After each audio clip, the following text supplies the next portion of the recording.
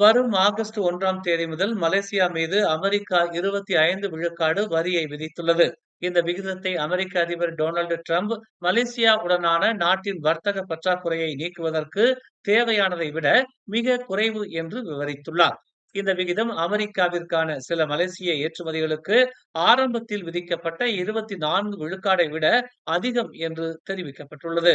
டிரம்பின் truth social தளத்தில் வெளியிடப்பட்ட மலேசியாவின் தற்போதைய வர்த்தக கொள்கைகள் அமெரிக்கா உடனான அதன் வர்த்தக உறவை பெரும்பாலும் ஒருதலை பட்சமாகவும் பரஸ்பரம் இல்லாததாகவும் மாற்றி அமைத்துள்ளதாக ட்ரம்ப் கூறினார்.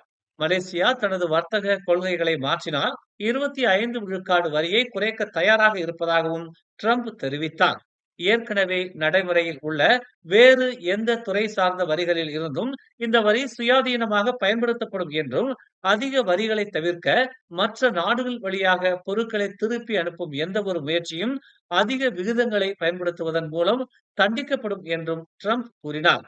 மேலும் அமெரிக்க பொருட்களுக்கு மலேசியா வரிகளை உயர்த்த முடிவு செய்தால் அதற்கு பதிலாக கூடுதலாக 25 விழுக்காடு வரி விதிக்கப்படும் என்றும் அவர் எச்சரித்தார். மேலும் செய்திகளை தெரிந்து கொள்ள தமிழ் மலர் நாளிதழை பாருங்கள். உடனுக்குடன் செய்திகளை தெரிந்து கொள்ள தமிழ் மலர் இணையதளம், தமிழ் மலர் செயலி மற்றும் மலர் டிவி யூடியூப் சேனலை வலம் வாருங்கள். எங்களோடு இணைந்திருக்க மலர் டிவியை பதிவு செய்து கொள்ளுங்கள். உறவுகள் மகிழ்ந்திட விருப்பம் மற்றும் பகிர்வு சேவையை சொடுக்கிடுங்கள்.